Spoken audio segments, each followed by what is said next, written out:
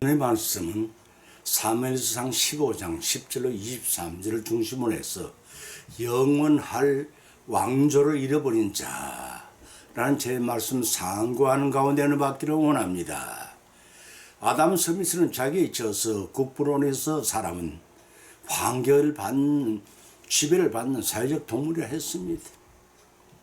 세상 사회에 모여 살자면 대인관계가 중요한 몫을 차지합니다.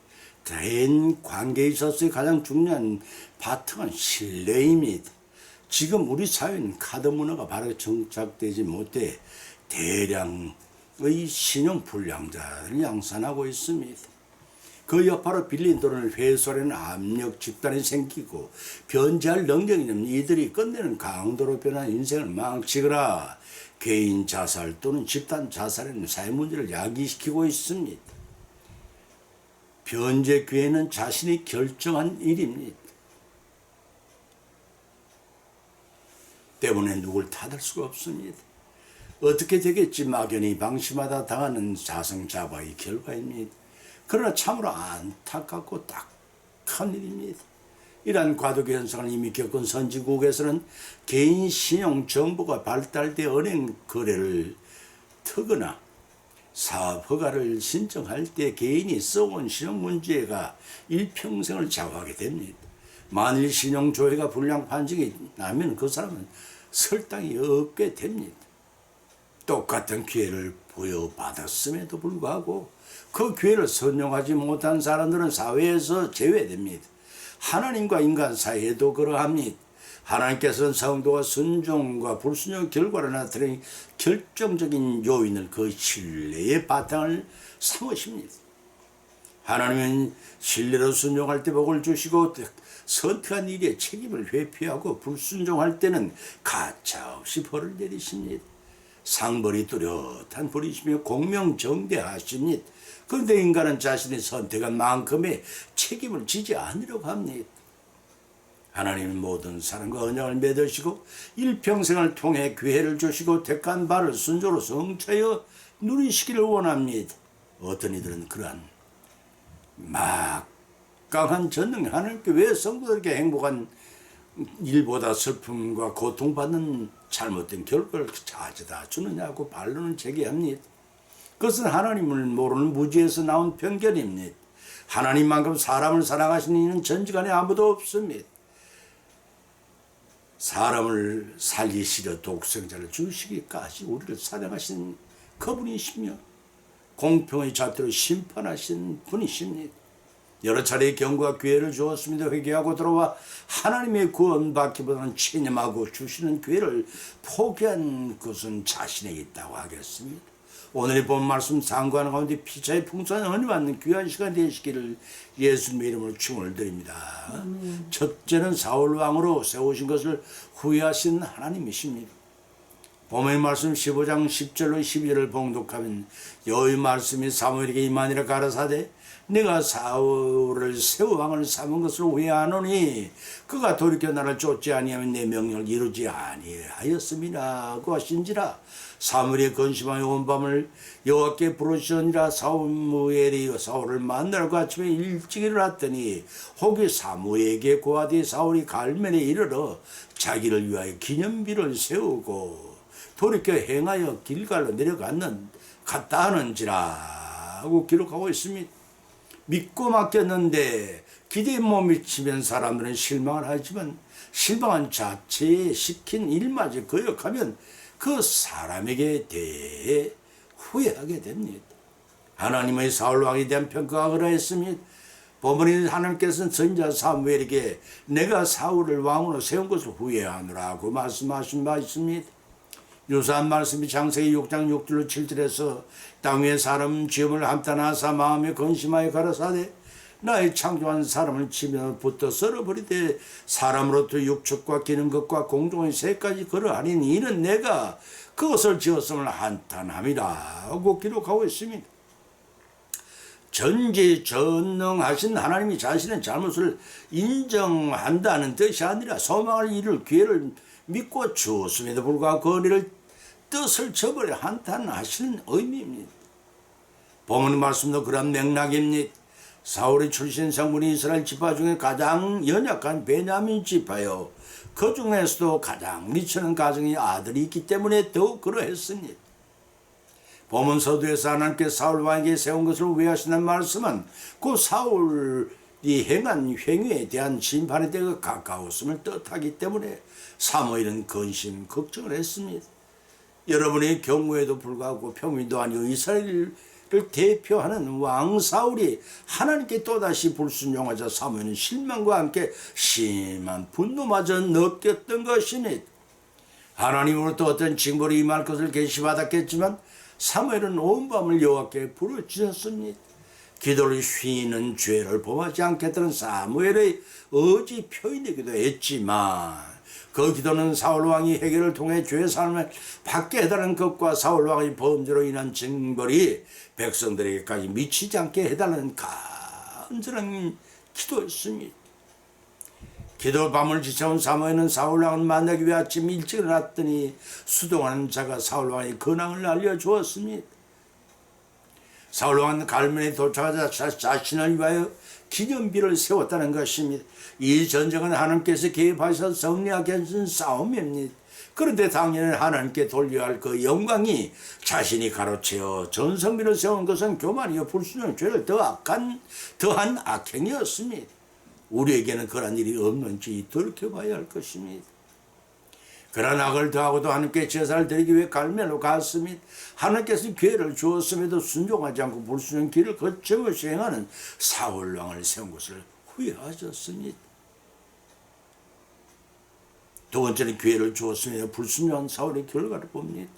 본문의 말씀 13절 14절과 20절로 21절을 봉독하면 사울이 사무엘에게 이른즉 사울이 그에게 이르되 원컨대 당신은 여호와께 복을 받으소서.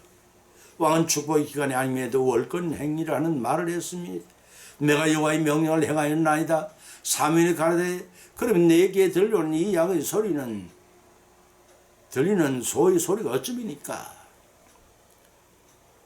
이 양의 소리와 내게 들려오는 소리는 소의 소리는 어찌입니까? 사울이 사무엘에게 이르되 실로 여호와의 목소리를 청종한 여호와께서 보내신 길로 가서 아말렉 왕 악을 끌어왔고 아말렉을 사람을 진멸하였으나 다만 백성이 그 마땅히 멸할 것 중에서 가장 좋은 것을 길가에서 당신의 하나님 여호와께 제사하였고 양과 염소를 취하였나이다 라고 하였습니다. 사무엘 선지자는 하나님의 계시를 통해 사울 왕의 범죄를 알고 있었는데 사울왕은 사무엘을 만나자 의기양양하면서 먼저 인사를 했습니다.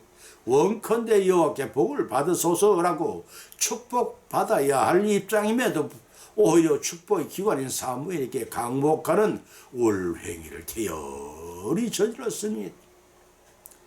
무지에서 오는 것이라기보다는 하나님께 주신 성리를 자신의 능력으로 쟁취한 것으로 착각을 하고 그 기분에 돈취하여 저지른 교만이었습니다. 묻기도 전에 사울왕은 내가 여호와의 명령을 행하였나이다라고 희생 만면하여 사무엘을 맞아 주었습니다.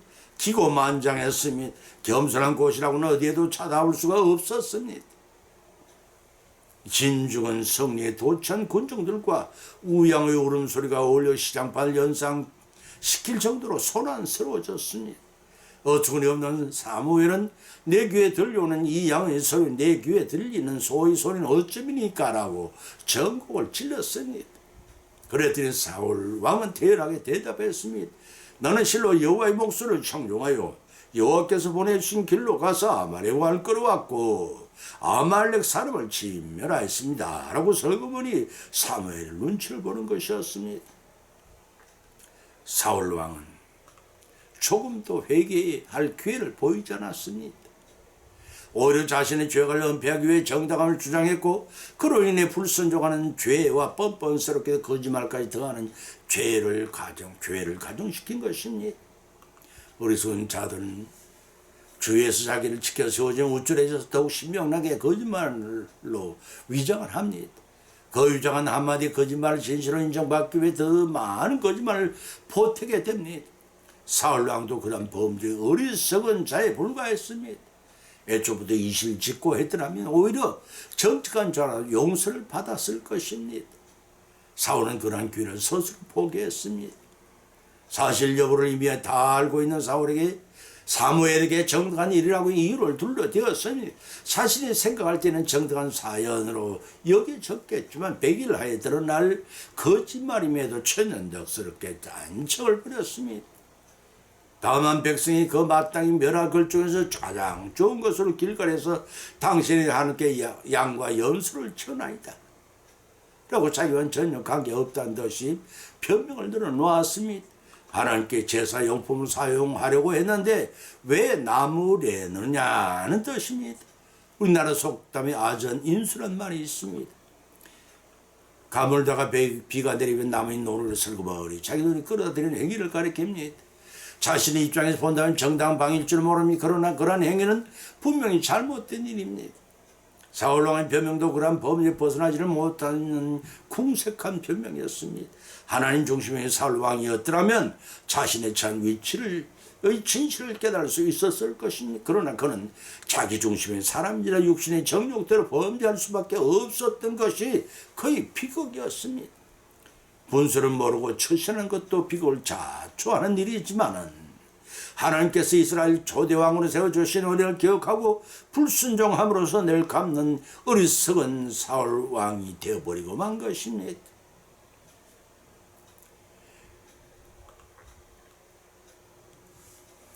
우리에게는 사울왕같이 은혜를 망각하고 불순종으로 갚는 일은 없는지 이 시간 자신을 돌이켜보는 귀중한 시간이 되시길 바랍니다. 세 번째는 불순종한 자들을 버리시는 하나님을 뵙습니다. 본문 22절 23절을 봉독하면 사무엘이 가로되 여호와께서 번제와 다른 제사를 그 목소리를 순종하신 같이 좋아하시겠나이까.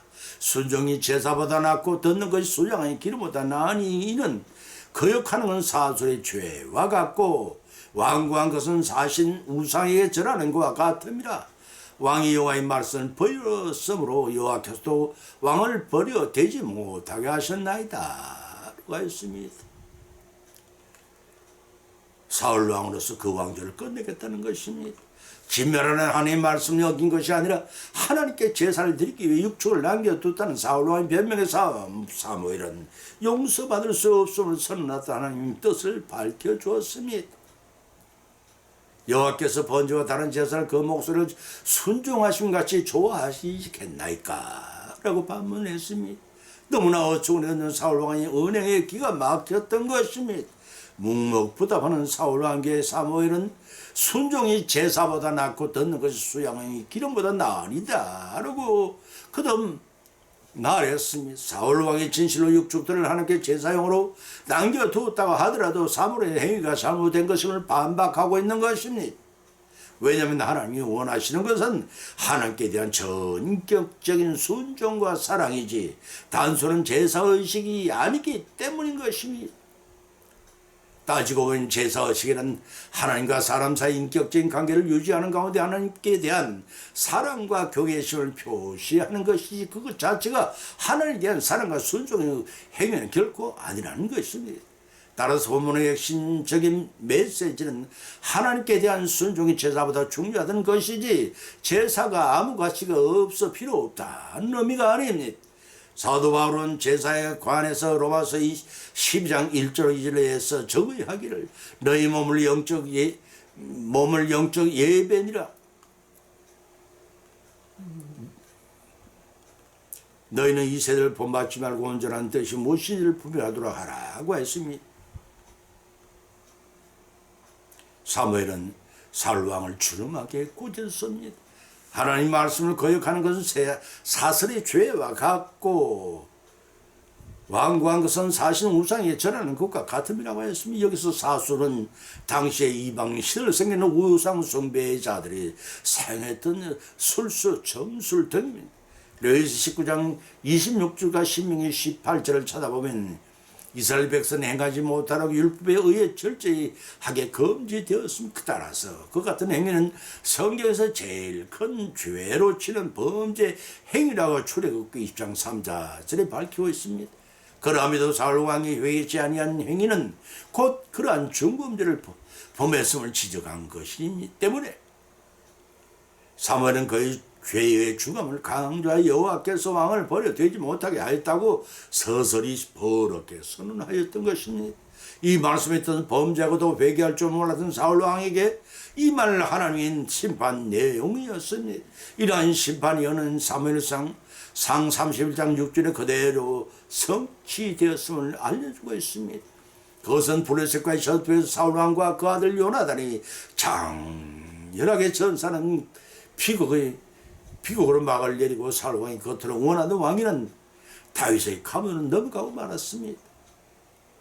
3에서 하 2장 4절과 5장 1절 5절을 참조하시기 바랍니다.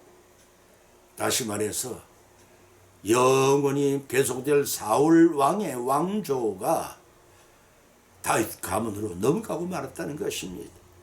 만일 사울 왕이 하나님 진정으로 경외하고 하나님 말씀에 순복하였다면 사울 가문의 왕권이 오랫동안 지속되었을 것입니다. 그러나 사무엘 왕은 하나님께서 그런 기회를 주었으니 그 기회를 포착해 순종하지 못하고 자기 중심인 정욕적인 삶에 사로잡혀 넝쿨째 굴러들은 하나님의 복을 스스로 차버린 격이 되고 말았던 것입니다. 결론을 맺습니다. 오늘 본 말씀을 상고하는 가운데 각자 믿음과 은혜를 받았고 또한 세 가지 교훈을 받은 줄 압니다. 그 첫째는 사울 왕을 세우신 것으로 위하시는 하나님의 교훈이 무엇인가를 깨달아야 합니다. 이를 통해 하나님께서 우리 각자를 불러주신 그 이유를 분명히 깨닫고 하나님께 칭찬받는 순종의 삶을 살라는 것입니다. 두 번째는 기회를 주었습니다. 사울왕처럼 불순종의 길을 걷지 말라는 것입니다. 그 길은 하나님보다 자신을 위하고 육신의 정욕을 위해 사는 길을 걷지 말라는 것입니다. 그 길은 낭패만 있기 때문입니다. 세 번째는 잘못을 회개할 줄 모르는 사울 같은 자가 되지 말는 것입니다. 불순종하는 자를 버리시는 하나님이심을 믿고 하나님께서 명하신 바대로 주신 기회를 놓치지 말고 다윗처럼 순종을 통해 축복을 성취하라는 것입니다. 이러한 교훈을 받은 것을 걷지 말고 실천해야 합니다. 자자손손 물려줄 왕권은 물론 자신의 영생권마저 잃어버린 사울의 전체를 밟지 말고 주신 기회를 회복을 성취해 누리라는 교훈입니다. 하나님께서 이 땅에서 삶을 통해 성도들 각자에게 주신 기회를 순조로 성취하여 이 땅에서는 장수와 평강의 복을, 천성에는 영생과 복락을 모두 성취하여 누리시기를 예수님의 이름으로 간절히 축원을 드립니다. 찬송가 597장을 올리겠습니다.